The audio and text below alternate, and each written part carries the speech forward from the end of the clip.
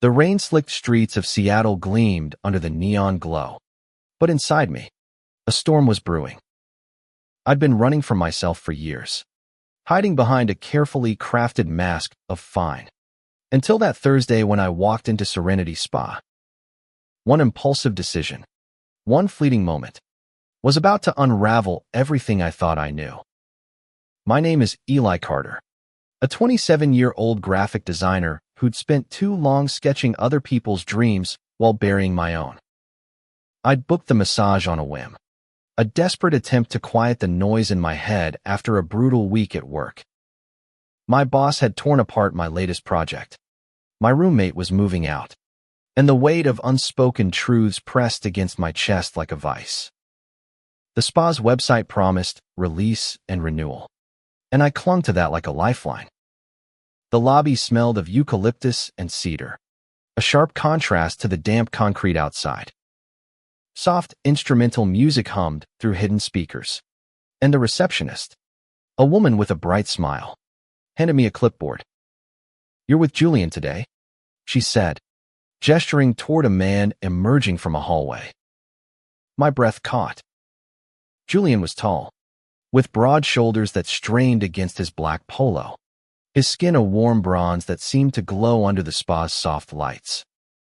His eyes, a deep brown, locked onto mine for a split second, and I felt something shift like a door creaking open in a house I'd long abandoned. "Eli, right?" His voice was smooth, low, like the rumble of a distant wave. I nodded, my throat suddenly dry. He led me down a corridor lined with frosted glass, the air growing warmer, heavier, with every step. My sneakers squeaked faintly on the polished floor, and I cursed myself for not dressing better. My faded hoodie and jeans felt out of place in this sleek, serene world. The massage room was small, intimate, with a single table draped in white linen. A diffuser puffed gentle clouds of lavender into the air. Julian motioned for me to sit. "First time here?" he asked, his tone casual but his gaze steady, like he could see straight through my nervous fidgeting. "Yeah," I managed, my voice barely above a whisper. "Just needed to unwind." He smiled, a small, knowing curve of his lips. "You're in good hands. It's just a massage." Those words, so simple, so professional, shouldn't have sent a shiver down my spine. But they did. I stripped down to my boxers behind a folding screen, my hands trembling as I folded my clothes. I wasn't out not to my family, not to my friends, not even to myself. Not really. The thought of another man's hands on me, even in this clinical setting, stirred something I'd spent years shoving down. Fear. Desire. Both. I climbed onto the table, face down, the cool sheet grounding me as I tried to focus on breathing. Julian's hands were warm, strong, as they pressed into my shoulders.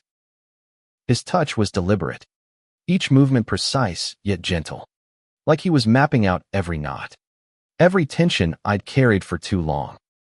"You're tight," he murmured, his voice closer now, just above my ear. "Work stress." Something like that. I mumbled into the face cradle, my cheeks burning. His fingers worked deeper, coaxing a sigh from me I hadn't meant to let slip. The room felt smaller, the air thicker, as if the space between us was shrinking with every need of his hands. For a while, it was just that his hands, my breathing, the soft hum of the diffuser. I let myself sink into it, let the world outside fade. But then, something shifted. Julian's weight pressed closer, unexpected, as he adjusted his stance. I felt the warmth of him hovering above me, closer than necessary. My heart kicked against my ribs. Was this normal? Was I imagining it? I stayed still, afraid to move, afraid to acknowledge the heat pooling in my chest. "Relax," he said, his voice softer now, almost a whisper. Let go. But letting go was the one thing I'd never been good at. Not when every instinct screamed to hold tighter, to keep the walls up. His hands moved lower, along my spine, and I swear I felt the air crackle. This wasn't just a massage anymore, not for me. By the time the session ended, I was a mess of nerves and unspoken questions. Julian stepped back, his professionalism snapping back into place like a curtain falling. "How do you feel?" he asked, handing me a glass of water. Good," I stammered, avoiding his eyes. Good didn't cover it. I felt alive, raw, like someone had flipped a switch I didn't know existed. I dressed quickly, my hands still unsteady, and followed him back to the lobby. He handed me his card, his fingers brushing mine for a fraction of a second. "Come back anytime, Eli," he said, and I swear his smile held a secret. I left the spa and stepped into the rain, the card burning a hole in my pocket. I didn't know it then, but that moment, that touch, that voice had set something in motion I couldn't stop. Something that would force me to face the truth I'd been running from my whole life.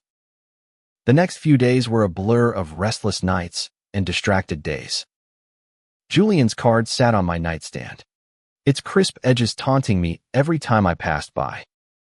I'd stare at it, tracing the embossed letters of his name, Julian Torres, licensed massage therapist, like they held the answer to the chaos in my head. Work didn't help. My cubicle at the design firm felt like a cage, the fluorescent lights buzzing like my thoughts. I kept replaying that massage, the warmth of his hands, the way his voice seemed to reach inside me. I told myself it was nothing, just a professional doing his job. But then why did my pulse race every time I thought about booking another session? On Tuesday, I caved. My fingers shook as I dialed the spa's number, my voice cracking as I asked for Julian. "He's available Thursday," the receptionist said, and I felt a jolt of relief mixed with dread. 2 days to overthink every possible outcome. Seattle was gray and heavy that Thursday, the clouds pressing low like they knew the weight I was carrying.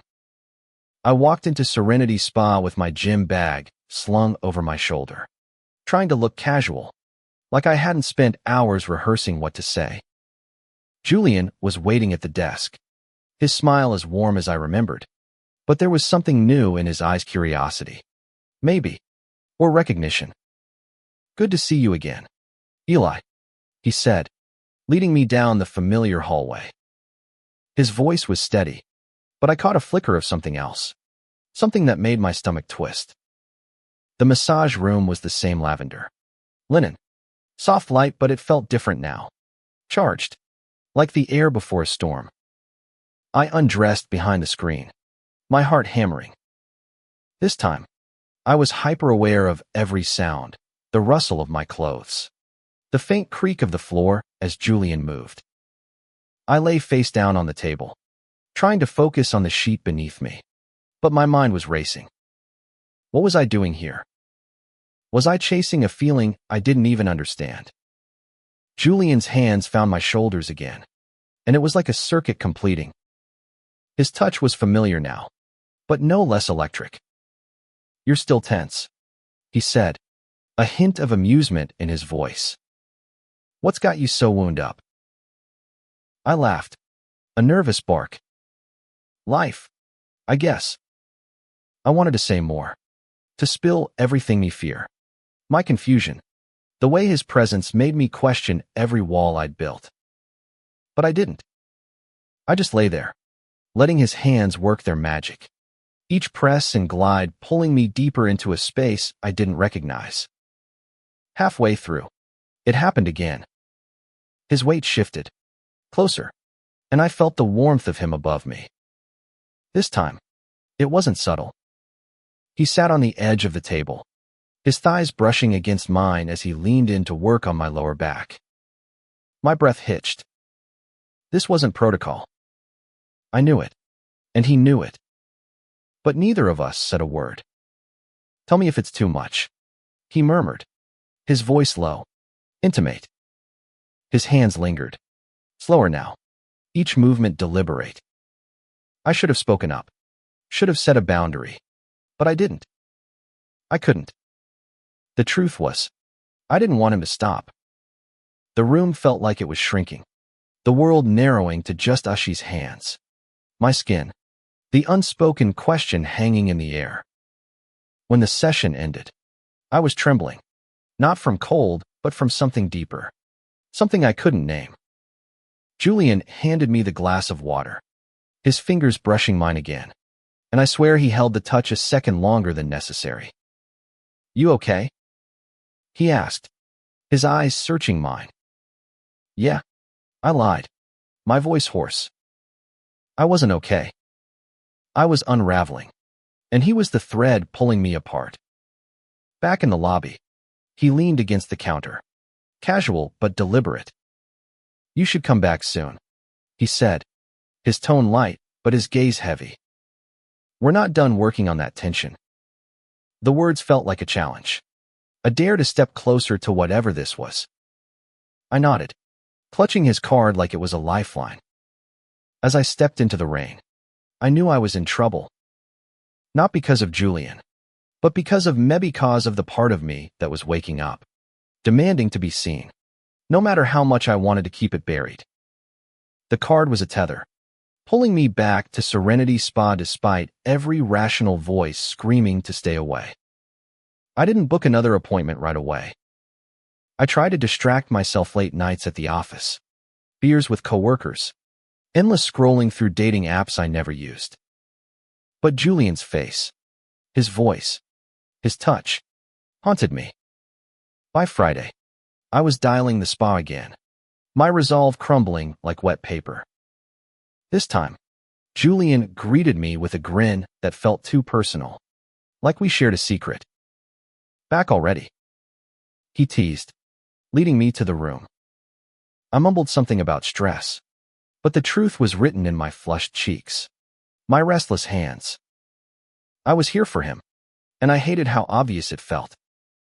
The massage started the same as hands, my shoulders, the familiar rhythm.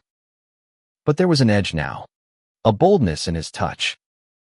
His fingers lingered longer, pressed deeper, and when he sat on the table again, it felt intentional, like he was testing me. My heart pounded so loud I was sure he could hear it. I wanted to say something, to ask what this was, but fear glued my tongue to the roof of my mouth. "Eli," he said softly, halfway through, his hands pausing on my back. "You're carrying a lot.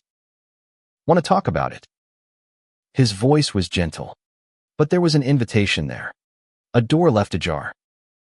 I swallowed hard, my face pressed into the cradle. "It's complicated," I managed, my voice muffled. Complicated didn't begin to cover it. I was a tangle of guilt and longing, raised in a small town where different was a dirty word, taught to bury anything that didn't fit. Julian's hands moved again, slower, and I felt the weight of his presence like a physical thing. "Complicated's okay," he said, his tone warm. "You don't have to carry it alone." The words hit like a punch, soft but deep. I wanted to believe him, wanted to spill everything, but the walls I'd built were thick, reinforced by years of silence. The session ended too soon, and I dressed in a daze, my skin still tingling where his hands had been. In the lobby, he lingered, his usual professionalism softened by something else. "You're different, Eli," he said, almost too quiet to hear. "You don't have to hide it." I froze, my breath catching. Did he know? Could he see the truth I'd barely admitted to myself? I mumbled a goodbye and fled into the city, the rain soaking through my jacket. That night, I lay awake, staring at the ceiling, Julian's words looping in my head. "You don't have to hide it." But hiding was all I knew. The next week, I saw him outside the spa. It was a fluke. I was grabbing coffee at a shop across the street when I spotted him, leaning against a bike rack, scrolling through his phone. He looked different in street clothes, a leather jacket hugging his shoulders, his hair loose instead of tied back. My feet moved before my brain caught up. "Hey," I said, my voice louder than I meant. He looked up, surprised, then smiled that smile that undid me every time. "Eli," he said, pocketing his phone. "Didn't expect to see you here." There was a spark in his eyes, like he was glad I'd found him. We talked, awkward at first, about nothing: coffee, the weather, the city's endless rain. But it felt like more, like a bridge forming between us. He mentioned a bar nearby, a place he liked to unwind. "You should come sometime," he said, casual but pointed. My heart leapt, but fear clawed it back down. Was this a date? A friendly invite? I didn't know how to read it. Didn't know how to read myself. "I might," I said, my voice shaky. He nodded, like he understood the war inside me, and we parted ways. But as I walked home, his invitation burned brighter than his card ever had.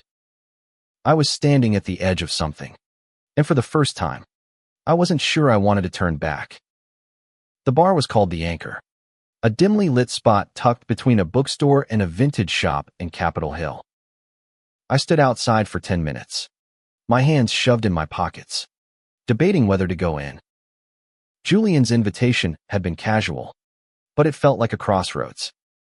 If I walked through that door, I was choosing something, maybe not him, but the part of me I'd kept locked away. Inside, the air smelled of whiskey and cedar. The crowd was eclectic: artists, tech workers, couples leaning close over candlelit tables. I spotted Julian at the bar, laughing with the bartender, a glass of amber liquid in his hand. He saw me and waved me over, his smile disarming the panic in my chest. "Glad you made it," he said, sliding a stool my way. His knee brushed mine as I sat, and I felt that familiar jolt, the one I'd come to associate with him. We ordered drinks: whiskey for him, a beer for me, and talked. Not about massages or tension, but real things: his love for hiking, my obsession with old vinyl records, the way Seattle felt like a city caught between dreams and reality. He was easy to talk to, his laughter warm, his questions gentle but probing. "What's your story, Eli?" he asked at one point, his eyes locked on mine. "You seem like you're holding something back."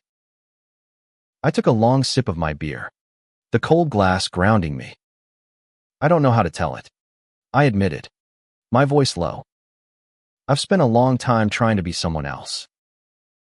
He nodded, like he understood more than I'd said. "I get it.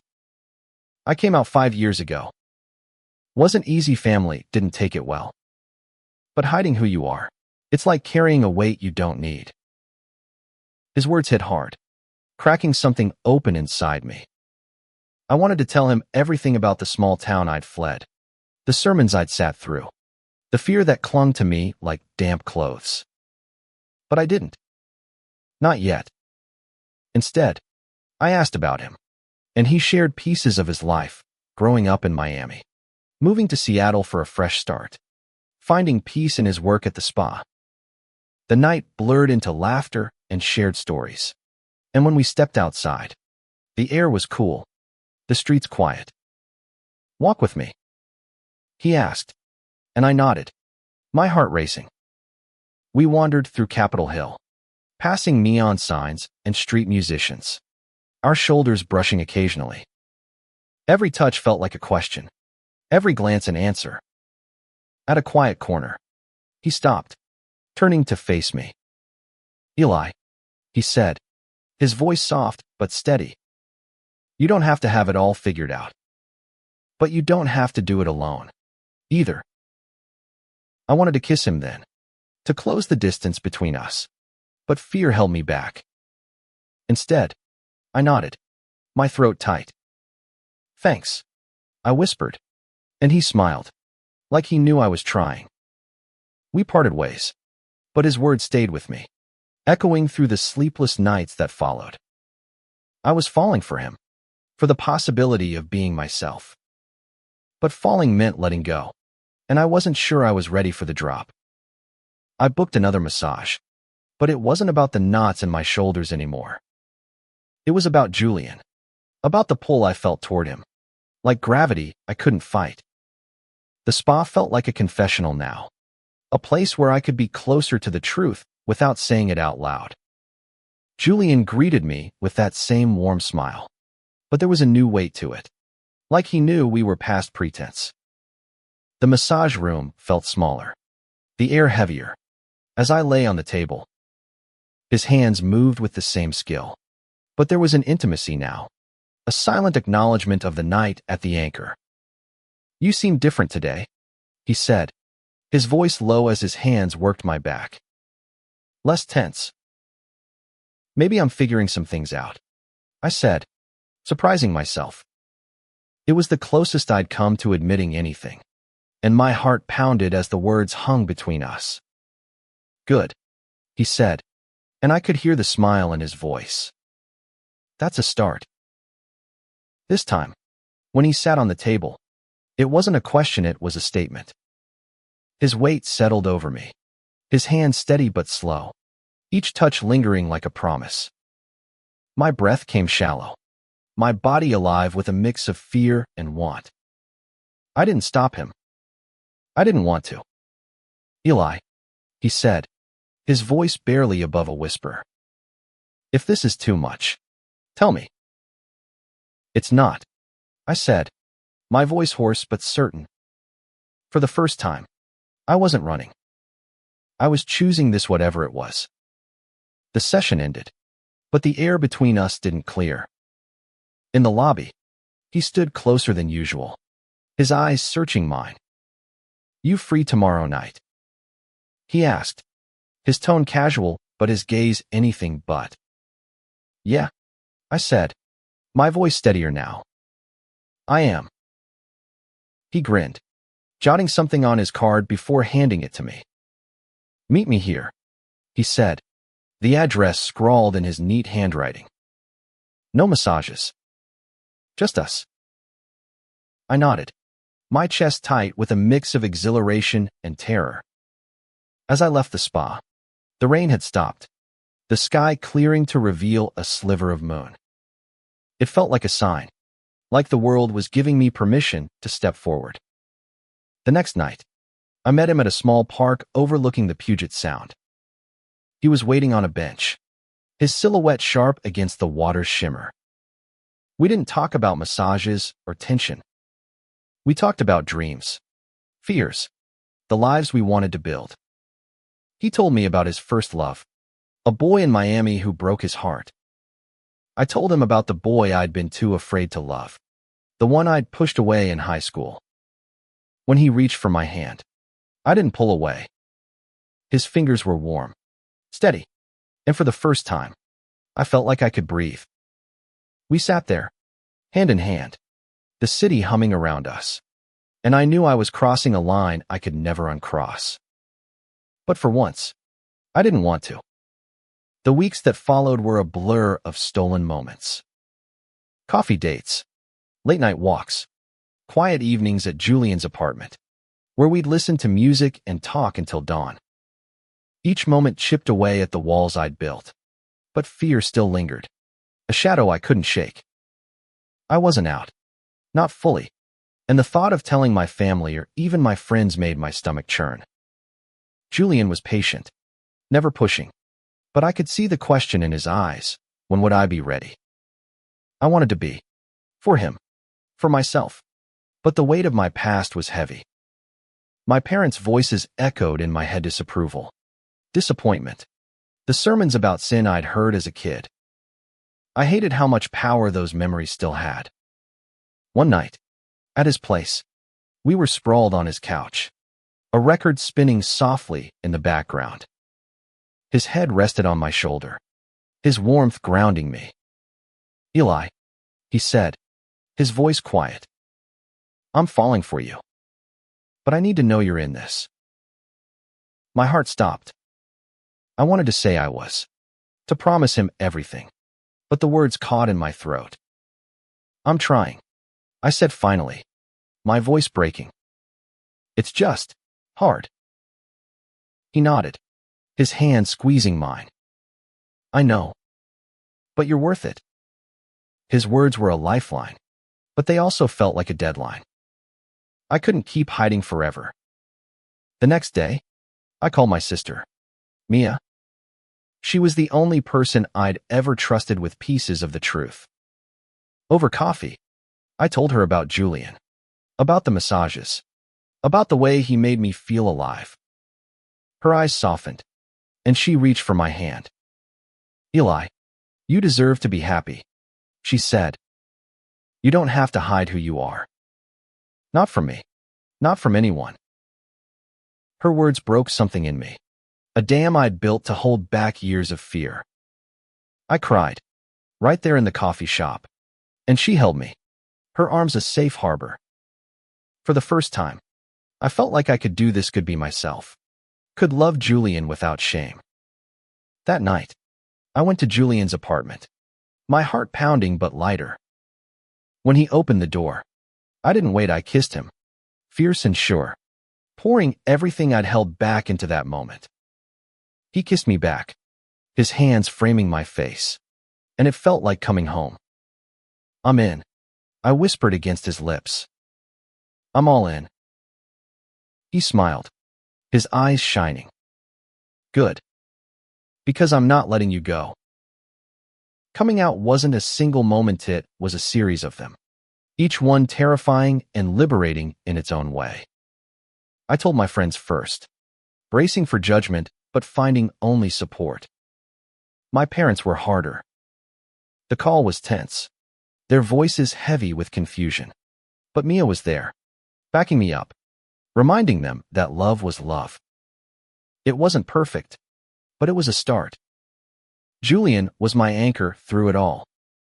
His apartment became my refuge, his laughter my courage. We built a life together, small at first, made of shared meals and quiet nights. But it grew, steady and strong. The massages stopped, but the connection didn't. Every touch, every glance, carried the weight of what we'd built. One evening, a year after that first massage, we stood on a pier overlooking the Puget Sound. The sky was streaked with pink and gold, the water calm below. Julian took my hand, his thumb tracing circles on my skin. "You changed my life, Eli," he said, his voice thick with emotion. "I didn't expect you, but I'm so damn glad I found you." I looked at him, at the man who'd seen me when I couldn't see myself, and felt a peace I'd never known. "You made me brave," I said, my voice steady. "You made me whole." We stood there, hand in hand, the city alive around us. The journey wasn't over, there were still battles to fight, fears to face, but for the first time, I wasn't running. I was standing tall, with Julian beside me, and that was enough. The world didn't change overnight, but I did. And in that change, I found freedom, not just to love Julian, but to love myself. What started as just a massage became the moment I stopped hiding, the moment I chose to live. And I'd choose it again, every single time.